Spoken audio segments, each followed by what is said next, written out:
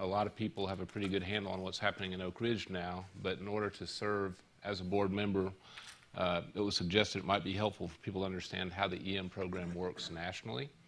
So I'm going to spend just about 15 minutes tonight giving a sense of the big picture. That's the big building that pays for the big picture. That's the Forrestal building, block away from the mall, right behind the Smithsonian Institution. That's where our bosses exist, and basically that's where the EM, Environmental Management Program, is based.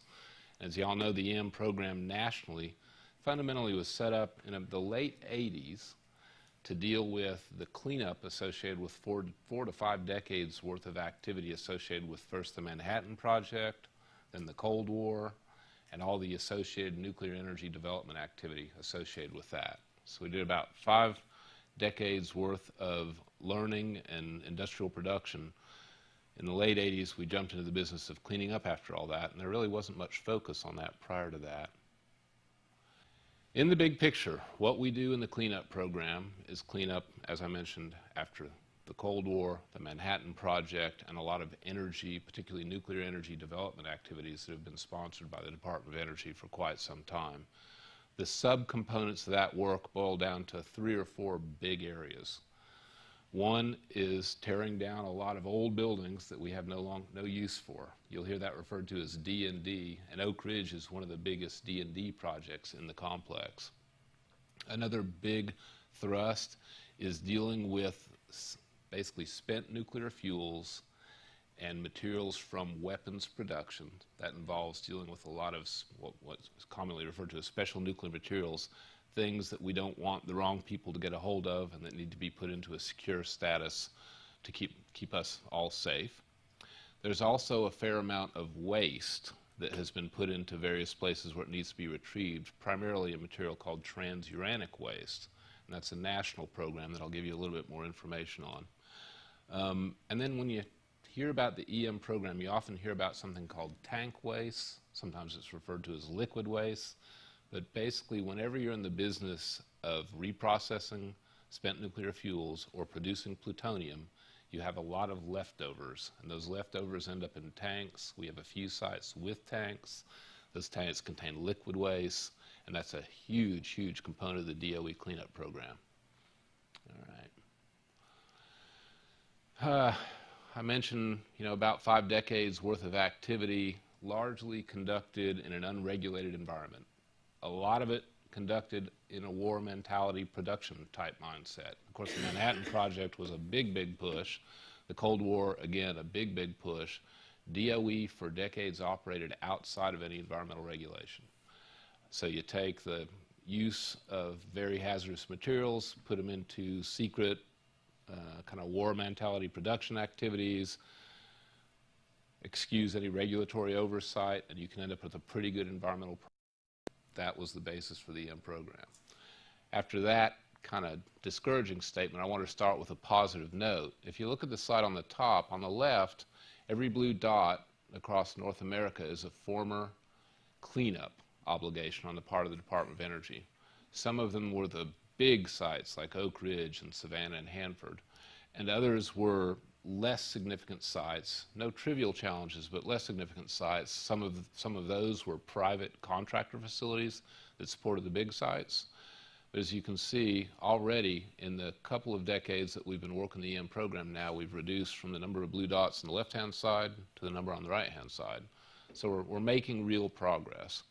Naturally, the ones that are left are the big, tough ones, and the ones that we'll be working on for decades to come. What I'd like to do tonight is to give a little bit of an overview on the biggest of the big sites, and also some kind of drill down a little bit on some of the cleanup programs specific to those sites.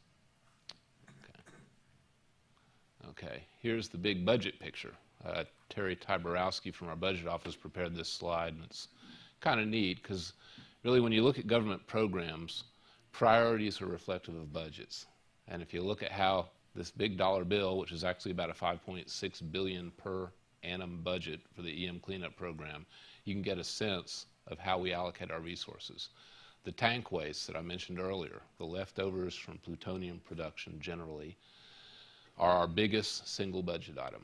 And we have those activities taking place at Hanford, Idaho, and the Savannah River site. Facility D&D, just taking down these massive industrial structures, many of which are no longer in use. Some of them are reactors, some of them are isotope production facilities, but all of them have no continuing use in the department's mission, and tearing them down is a big component of what we do.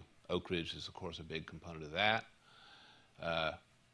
In decreasing budget order comes the spent nuclear fuel activity, then transuranic waste, soil and groundwater cleanup, which is very important, but it's not nearly as expensive or as massive of an effort as the other things. And then finally, what we call essential site services. This is just the money that we spend to make sure that we can operate in a compliant manner, running our wastewater treatment plants and our landfills and things of that sort. So Oak Ridge doesn't really play in the radioactive tank waste realm.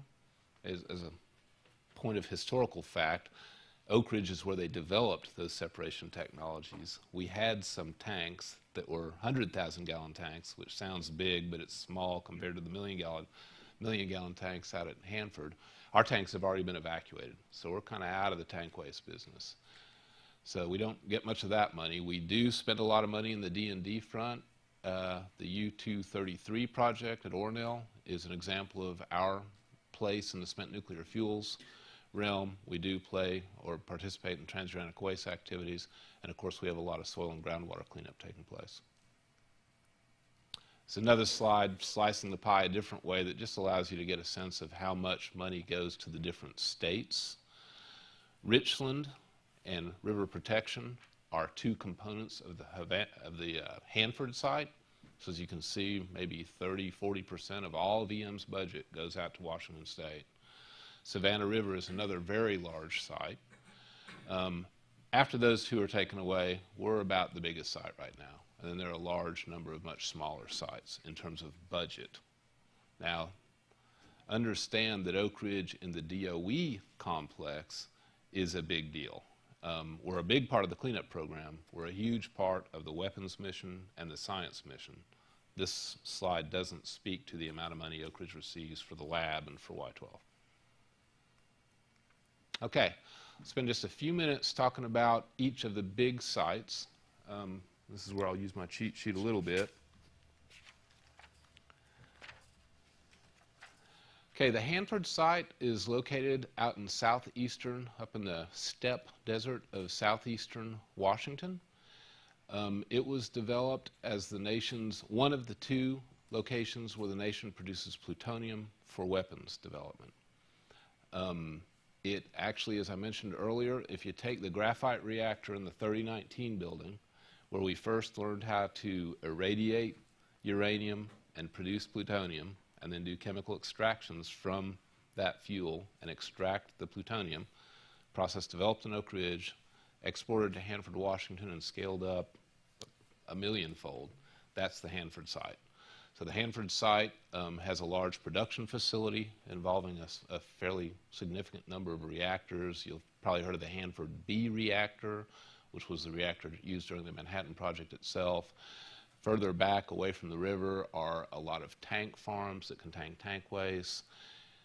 Luckily, it doesn't rain much out there, so there's not a big push of contamination from where it sits down into the groundwater, but there's a lot of radioactivity, a very large quantity of very high activity waste that justifies much of the budget they spend out there.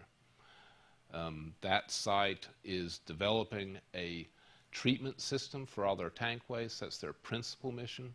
Hanford really does not have a production mission anymore. We're not in the business of producing plutonium anymore. So aside from a small science laboratory that exists out there, it's basically a cleanup mission. Someday it will clean itself up and Hanford will not really exist as a big DOE site anymore. It's owned by the Environmental Management Program, unlike Oak Ridge, which is owned by a collection of missions. Idaho is an interesting site. Located not far from Idaho Falls, about 30 miles out in the desert, excuse me, from Idaho Falls. It was a site that was developed principally to develop and test nuclear reactor technology. It's a perfect site for doing that because the location of the DOE facility itself is way out in the middle of nowhere. You actually, most of the community that works at that site lives in Idaho Falls. A good portion of them get on a bus and go for about an hour-long car ride or bus ride to get to work. Once they get out to the Idaho, I guess it's now called INEL, Idaho National Engineering Lab, you come upon all the test facilities, and this is actually a location where they developed reactors and would run them essentially to failure. They're looking at how reactors would perform under extreme conditions. They would intentionally push reactors to the limit and see how they behaved. As you can imagine, sometimes they behave poorly or they fail and leave you with a little bit of a cleanup problem. They also did at Idaho, they also did a fair amount of spent fuel reprocessing. They developed methods for spent fuel reprocessing, which basically involves taking spent fuel and subjecting it to chemical extractions. So again, you produce a lot of liquid waste. A lot of that liquid waste is transuranic waste. So most of the cleanup activity out there is associated with decommissioning the old facilities that they've created and no longer use, and dealing with the waste streams that were produced during those active activities. There still are engineering research missions at the INEL site, so it has a continuing mission in addition to being cleaned up.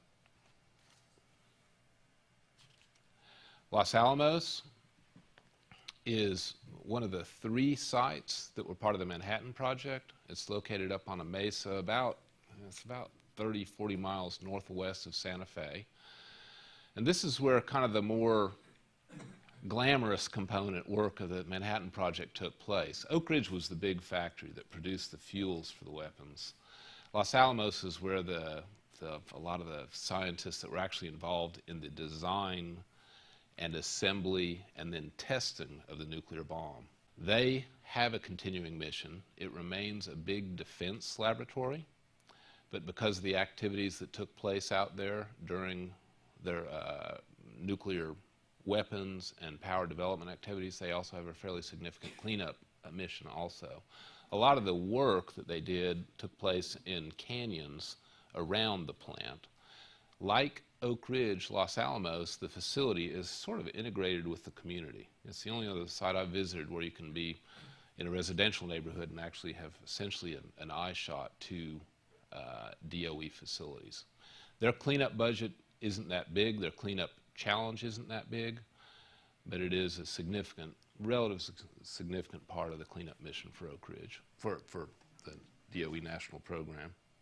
The Nevada National Security Site, located north of Las Vegas, is the site where most of the weapons testing that DOE has conducted over the decades has taken place. It still has some continuing role in the defense arena. It also is a site where DOE sends a lot of its waste. It's, again, a pretty good place for the more dangerous waste streams, some of the more dangerous waste streams that DOE generates from its production missions and its cleanup mission. They only have surface disposal facilities. They have no deep geologic repositories, but they do have surface disposal facilities. So when Oak Ridge cleans up a building and it generates some material that's too hazardous for us to dispose of locally, but it's not transuranic waste, it has to be stuck 1,000 feet underground in a geologic repository, a lot of it ends up at the Nevada test site, formerly known as the Nevada test site. Now it's called NNSS. This one should be familiar to everybody. Oak Ridge is probably the most complicated DOE site in the DOE complex because of its multiple missions. The Manhattan Project to begin with, all of the money essentially spent on the Manhattan Project was managed through Oak Ridge. About half of the money associated with the Manhattan Project never left Oak Ridge because Oak Ridge played such a significant role. We had the less glamorous but heavy lift work. We were the big uranium refinery. We were the place where uranium was brought and enriched for the purpose of producing fuels for the first couple of bombs and then for a lot of work after that. So we have 3 principal sites now. One is the former gaseous diffusion plant, K-25, which you're all familiar with and that operated for decades and was in the business of gaseous diffusion and purifying U-235, first for weapons and then for power industry. We have our second site, the Oak Ridge National Lab, also the nation's most diverse government laboratory, and of course the Y-12 plant, which has a big defense mission.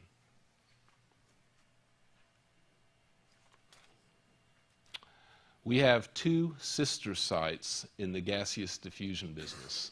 In the 52-54 time frame, Washington decided that the U.S. did not have sufficient capacity to produce enriched uranium, and they decided that we needed to treble our ability to produce enriched uranium. So two more sites were built to augment the capabilities in Oak Ridge.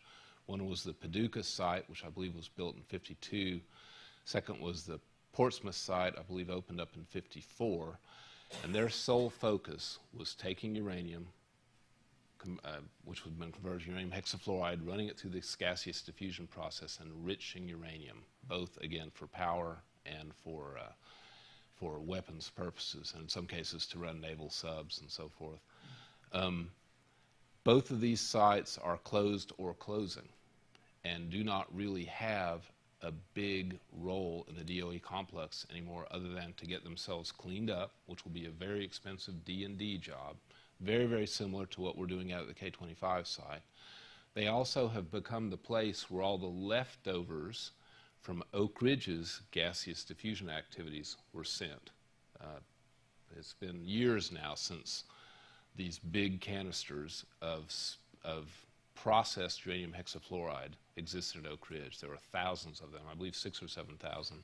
They've all been shipped up to Paducah and Portsmouth to be converted to a more stable form for disposal. So we owe some thanks to our northern friends for taking that waste, and over time they will be spending enormous amounts of money making those sites go away. Their future mission or their objectives are very similar to our objectives at the K-25 site. That is to clean up the site, remove the surface facilities, and hand the sites over for redevelopment as new industrial parks for economic development activity. It's just a shot of the Paducah site. It looks an awful lot like the K-25 site and the Oak Ridge site. And the last site, I believe, no, there's one more thing I'll talk about, but the last big site I'm going to mention is the Savannah River site. Savannah River site is located down outside of Aiken, South Carolina.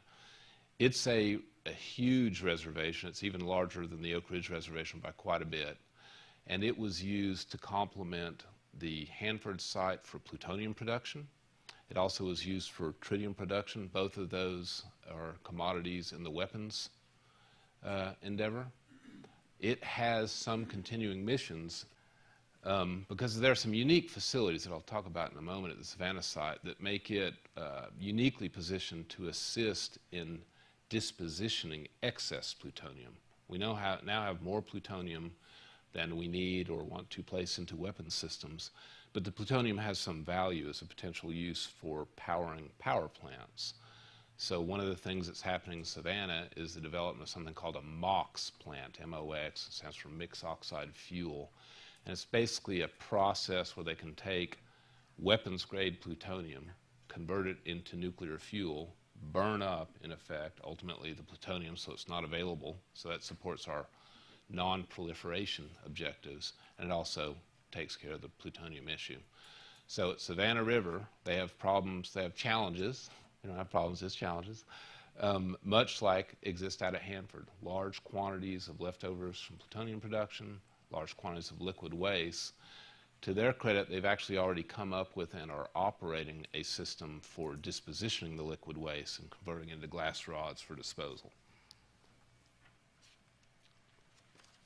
Okay, let's talk just a little bit about some of the huge facilities we've built and programs we've established to achieve our four principal missions.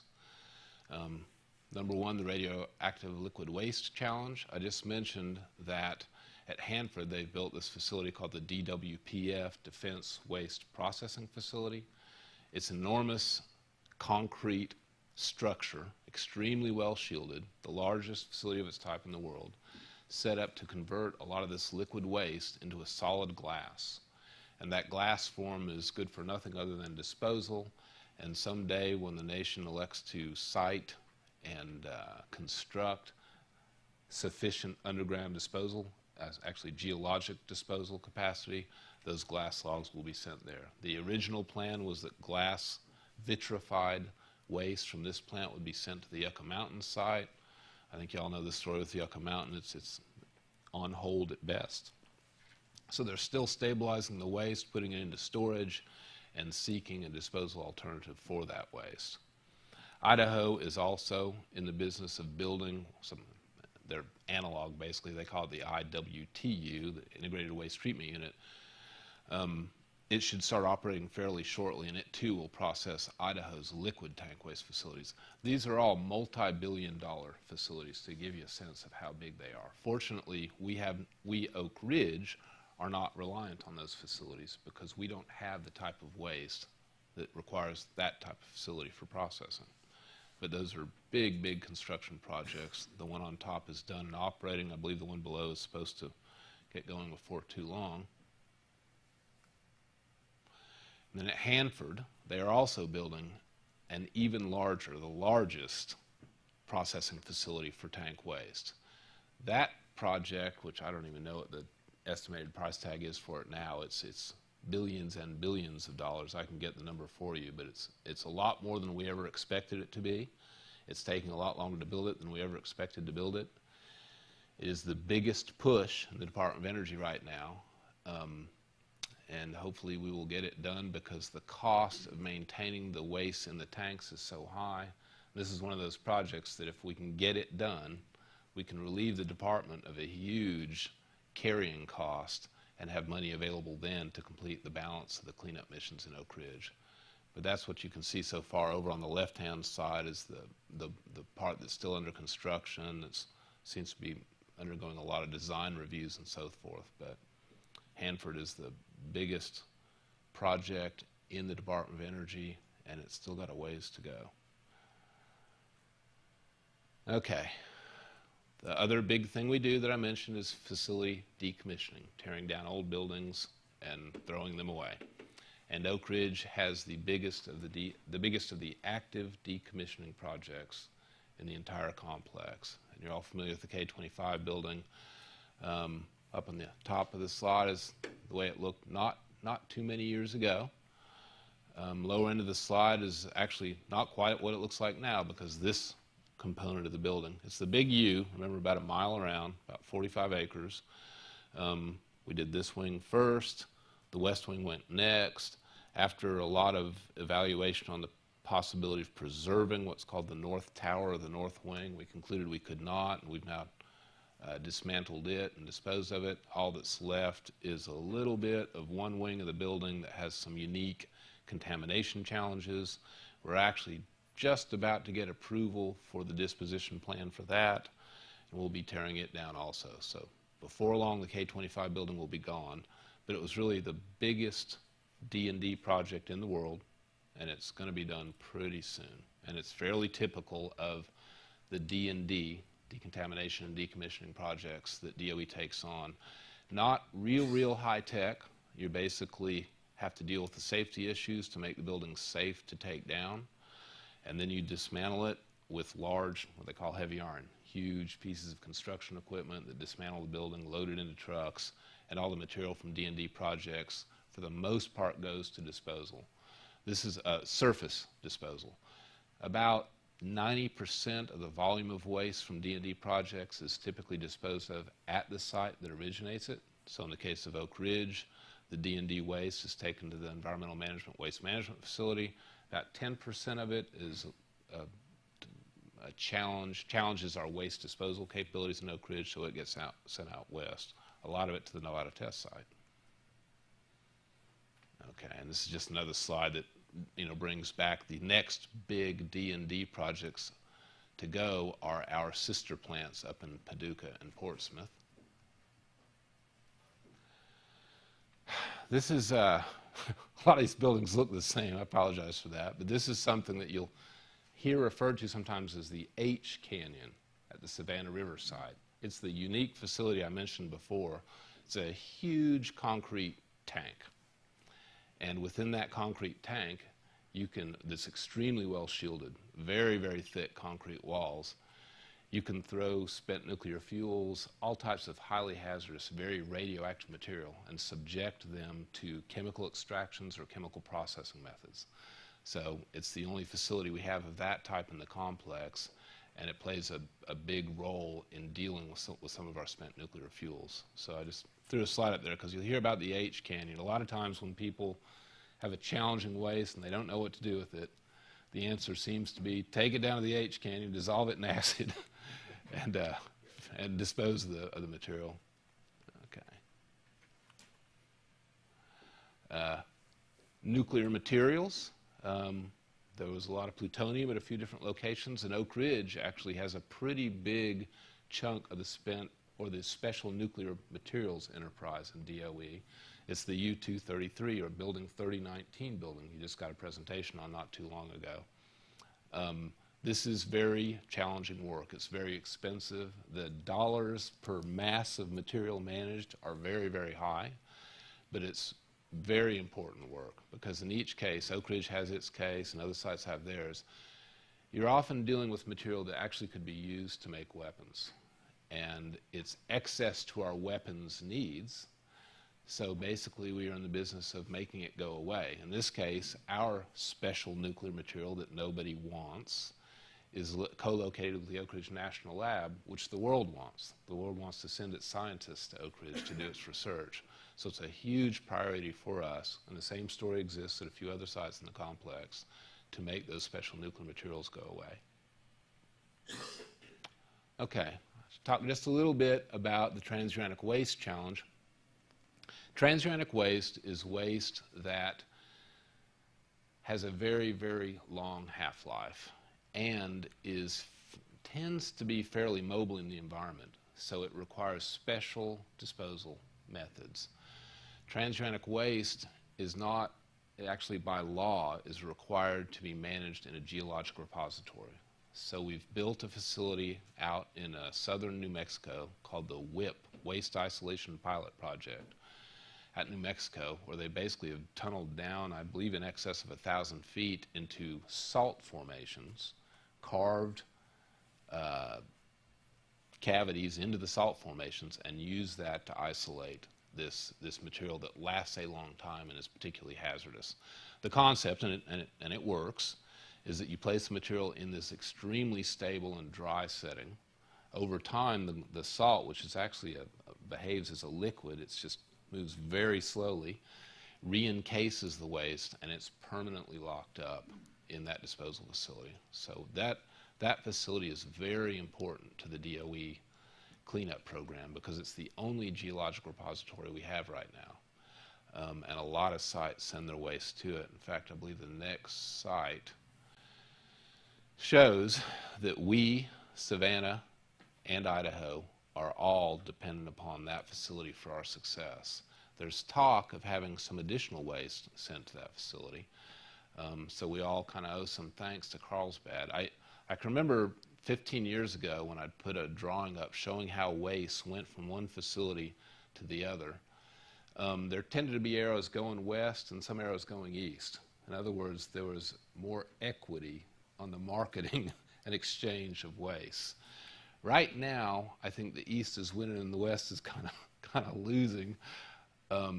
We, Oak Ridge, used to have an arrow that came to us because we had this big incinerator that was the only incinerator of its type that could take certain types of radiologically and PCB contaminated oils from Paducah and Portsmouth and elsewhere across the complex. So we were kind of doing our share to support the Oak Ridge cleanup, the national cleanup program. I still think we are, but we aren't taking much waste from anywhere else. There are some commercial facilities in town, but those are just commercial facilities like commercial facilities in any other state. So it's just, I think, something to keep in the back of our mind that where we can safely dispose of our waste locally, it's probably in our interstate equity, good neighbor interest to do so. We will always be dependent on the western states for disposal of some of our waste streams. Okay, and the TRU is just an example of that. And just a couple more slides. Because the cleanup program, the National Cleanup Program, is focusing on facilities that were built for a very specific purpose. They're usually one-of-a-kind facilities that don't exist anywhere else. Facilities that were built not with their ultimate shutting down and cleanup in mind, and facilities that were built with some pretty uniquely hazardous materials. We have some pretty challenging, some pretty large technological challenges associated with cleaning them up, particularly the super high hazard facilities out west. So it is our hope that by investing some amount of money in technology development, we might find some clever techniques for reducing the cost, the projected enormous cost of completing the cleanup mission across the nation. Now in Oak Ridge, we have some high-tech challenging things, but a lot of our work is more low-tech, tearing down buildings, packaging waste, closing old landfills. So our technology development needs may not be as profound as some other sites, though we do have some. Anything we can do to better characterize and identify where mercury is going to be helpful for us in cleaning up Oak Ridge, as an example. We do have very complicated groundwater challenges in Oak Ridge, so technology development in the area of groundwater contamination characterization or modeling is in our interest. We aren't in the business of loading glass, and we really don't do much separation, so those two components aren't important to us. But I just wanted to mention that there is a national technology development program that's part of EM. Some of the work is done at the national labs, but about, up there it says our request is 2014. I believe we target about 2% of our site budgets for technology development. Okay, and then the last slide before questions. In the big picture, this massive cleanup program faces huge financial challenges. The national government is wrestling with a very difficult fiscal situation, and EM is challenged by that just like any other program. So getting the job done will require a lot of creativity and the identification of intelligent, cost-effective cleanup approaches. I thought we might start with a map of the reservation as an introduction. The red areas, of course, are the contaminated areas, and the blue area up there in the corner is the watershed that surrounds ETTP, and then you see the Bear Creek Valley watershed in bright yellow, the East Fork Poplar Creek watershed, the Bethel Valley watershed in light yellow, and then below that, the Melton Valley watershed. Now, the contamination is mostly surrounding the major facilities in each of those watersheds. And as you may notice, that green boundary is the city limits of Oak Ridge, and most of the reservation is within the city limits of Oak Ridge. Also, you probably can see that most of the reservation is not contaminated. Of about 34,000 acres, less than 10% is contaminated. And most of the contamination is on site.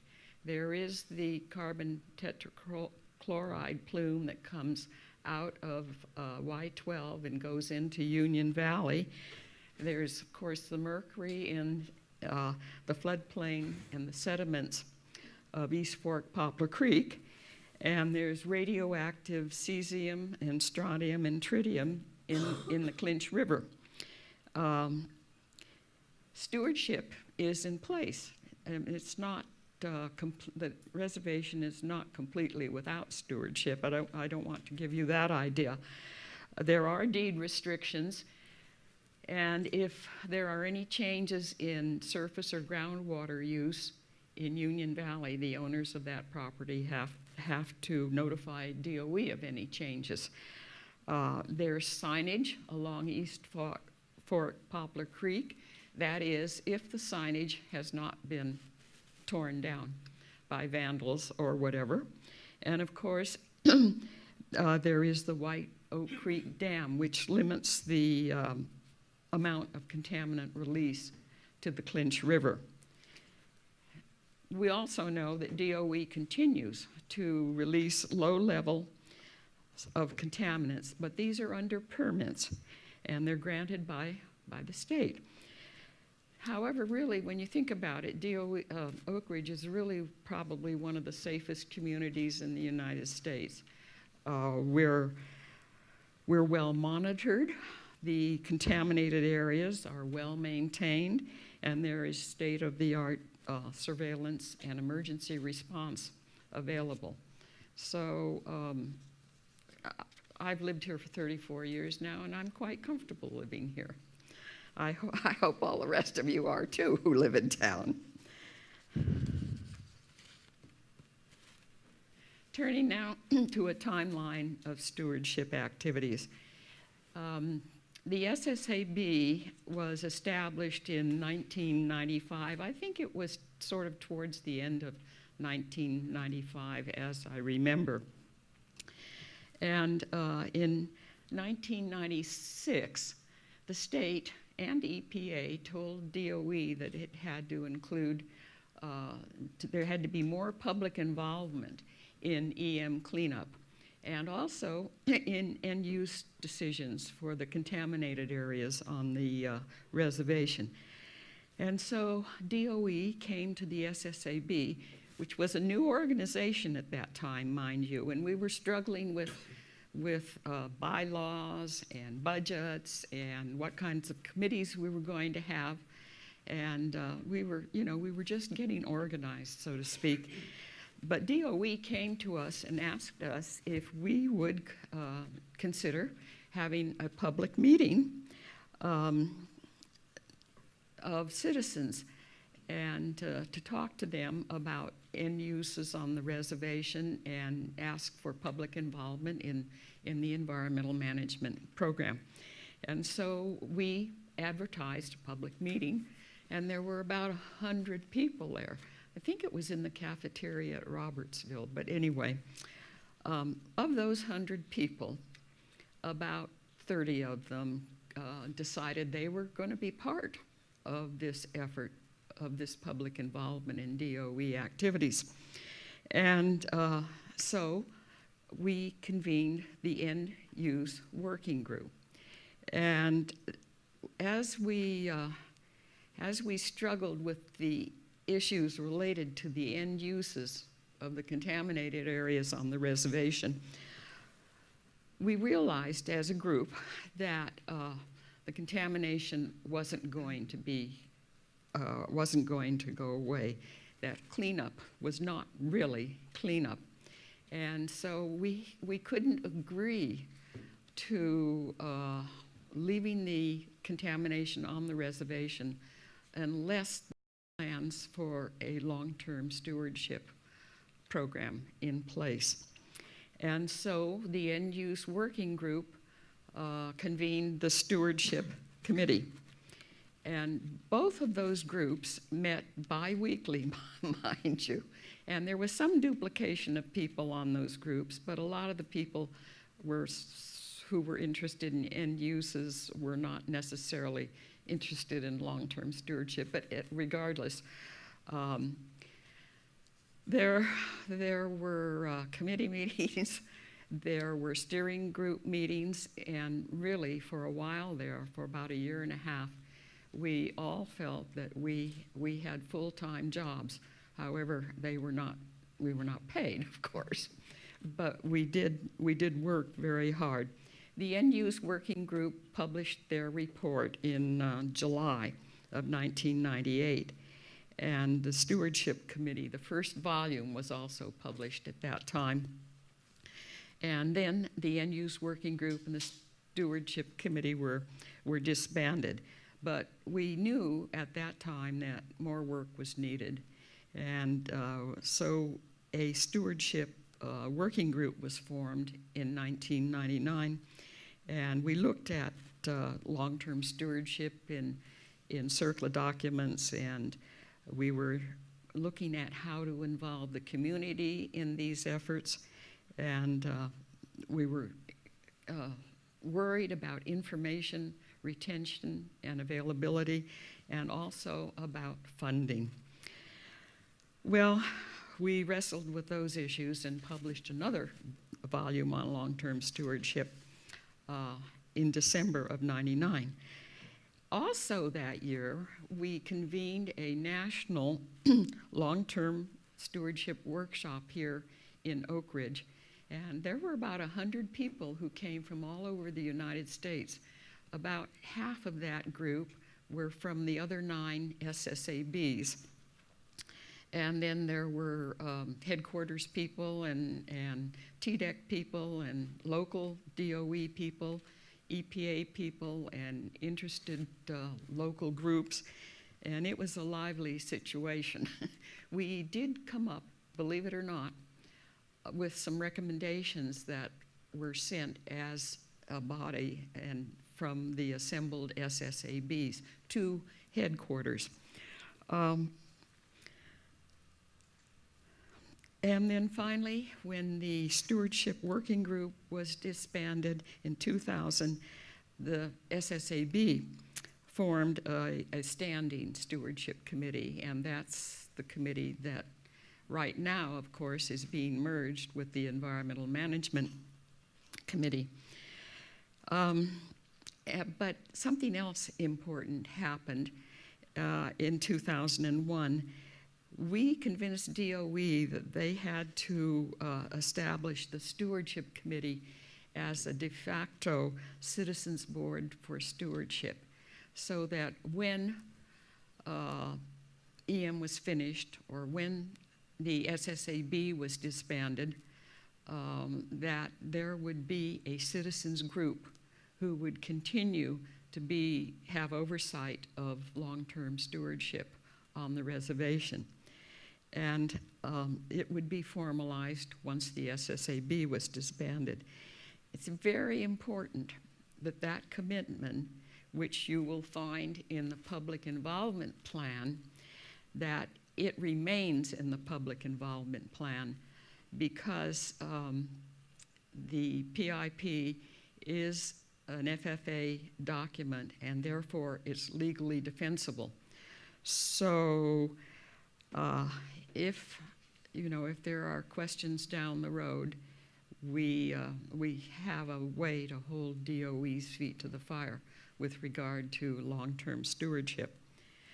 Well, this is a pretty impressive bunch of things that have happened for those first years, but it really could not have happened if we didn't have dedicated members of the community working often night and day. And then we had the cooperation and the support of the local DOE people, and I can't say enough about that. The environmental management program just provided us with everything that we thought we needed in order to make end-use decisions, in order to develop a long-term stewardship program. And there was the participation of the TDEC as well. So a lot of people were involved, and it was exciting. It was very exciting. Things have quieted down a lot since then, but that doesn't mean that the responsibilities for oversight and the fact that we need long-term stewardship is important. At that time, it seemed to be more important because the finishing times for the environmental management program activities on the reservation were a lot closer to now than they are now, when they're way out there in the future someplace. But anyway, moving on.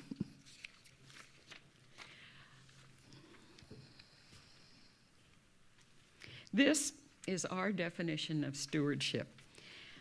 Now, because the word stewardship means so many different things to so many different people, that we had to come up with a definition that applied to remediation on the reservation. And we had to reach consensus on this definition. And that took a while.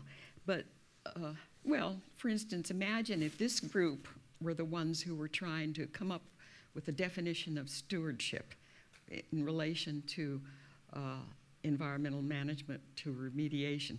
Imagine just what that would mean when each of you has a different view of what it means. So we did reach consensus, and it seems to have stood the test of time because it continues to guide our stewardship efforts.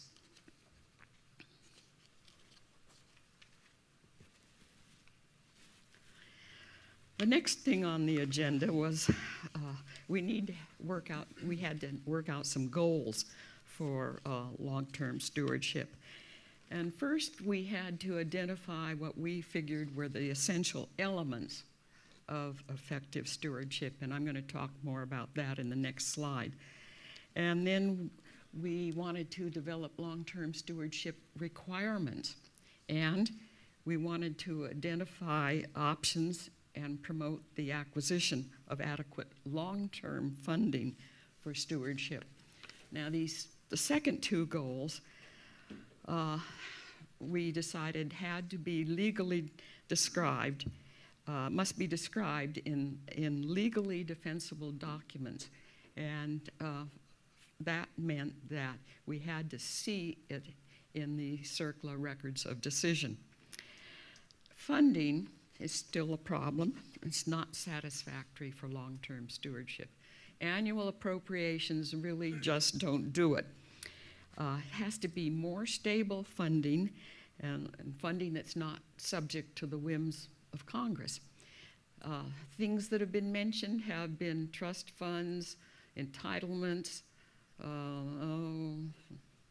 There are a couple of other things that have come up. Nothing has really ever been decided on how to fund long-term stewardship.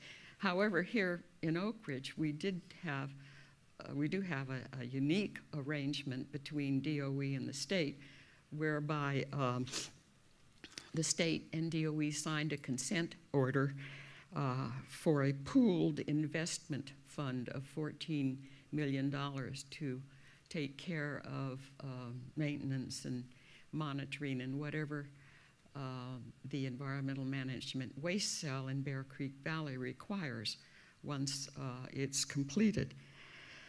DOE puts $1 million a year into this fund, and it's my understanding that if a new waste cell is built, that a similar arrangement will be made for long-term stewardship of the next waste cell.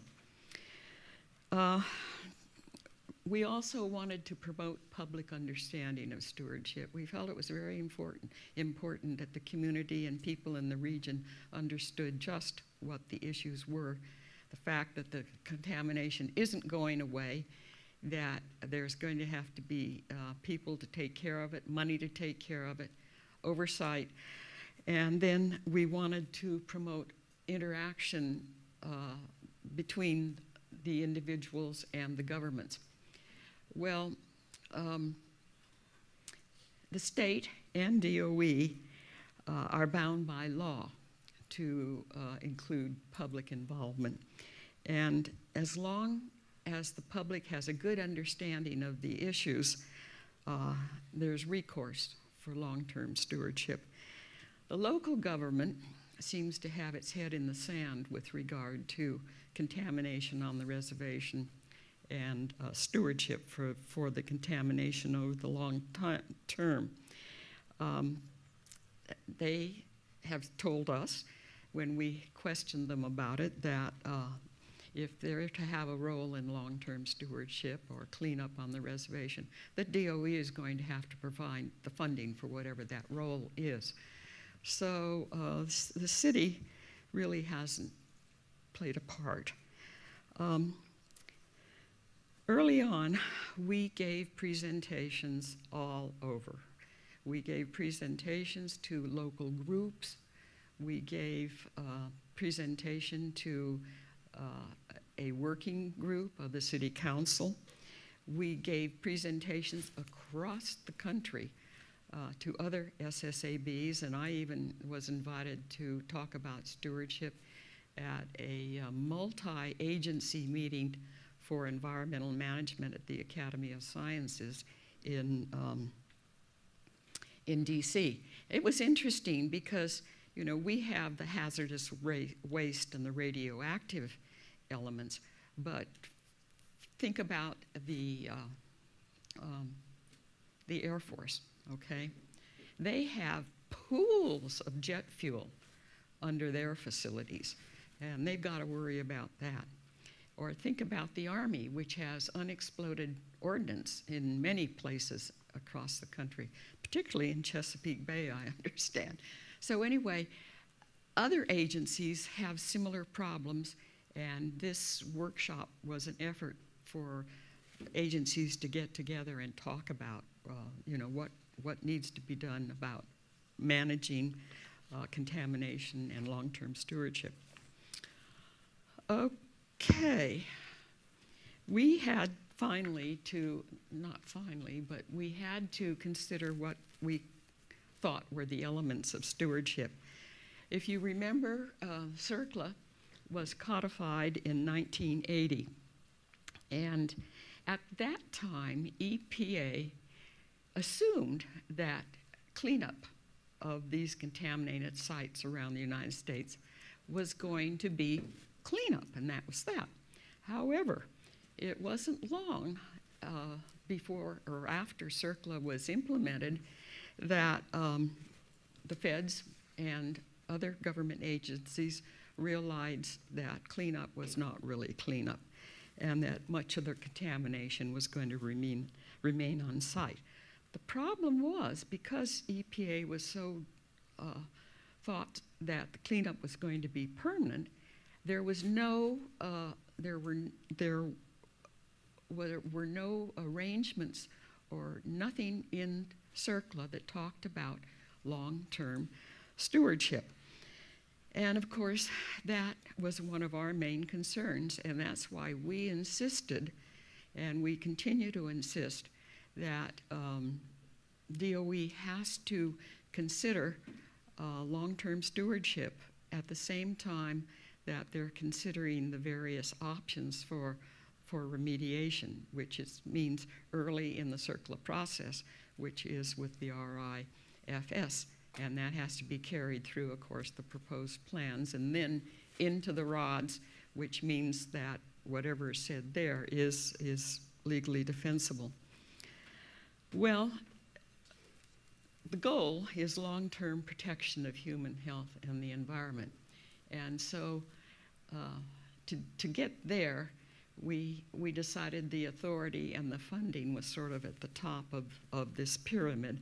And of course, the federal government is fiscally, under CERCLA, is fiscally and legally responsible for remediation, and also for long-term stewardship, as long as it's included in the CERCLA RODs.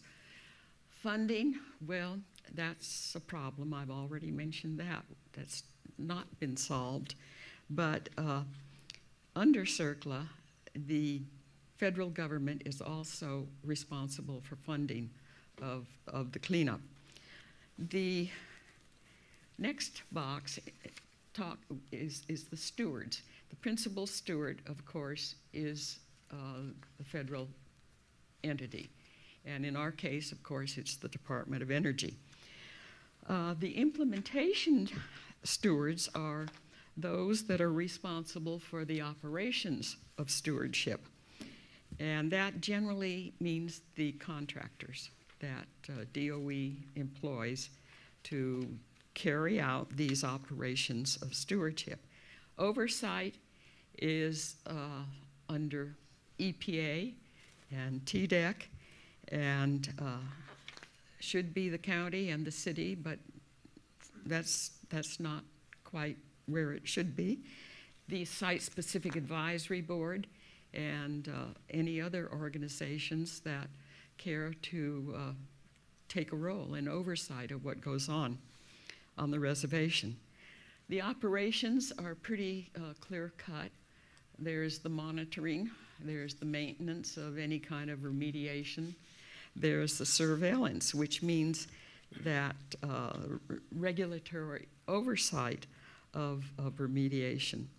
And there's reevaluation, because you have to look at the effectiveness of the systems and also the continuing need for whatever has been put in place.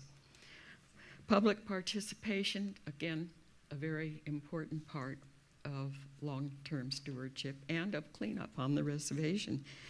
There need to be meetings and information and documents, and the public is included in the EPA requirement for 5-year review. DOE has invited stakeholders to be part of that field exercise, and it's important that you all understand that you can play a role in that 5-year review.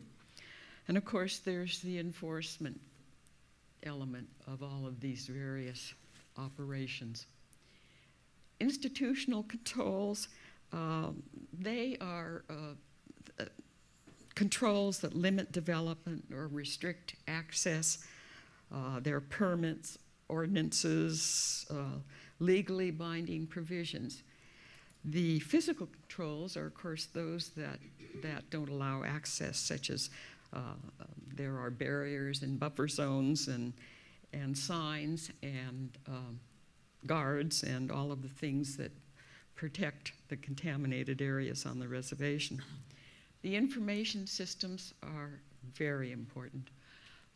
You've got to know what the waste is, and in the past, that's been part of the problem, because early on, good records were not kept or they were destroyed inadvertently. And so sometimes in going out to clean up an area, nobody had any clue as to what it was that they were dealing with. So waste information is very important, and property information is important. You know, where is the waste? These information systems need to be complete. They need to be available, and over time, you know, things change. So information is a big part of understanding what's on the reservation and what kind of long-term stewardship is needed. Of course, research is important too, because there are new technologies that come along. There are site changes and waste changes, and so there has to be an allowance for research with regard to stewardship. Well, that gives you sort of a quick outline of what we were looking at early on. Thank you. Thank you, Dr. Siegel.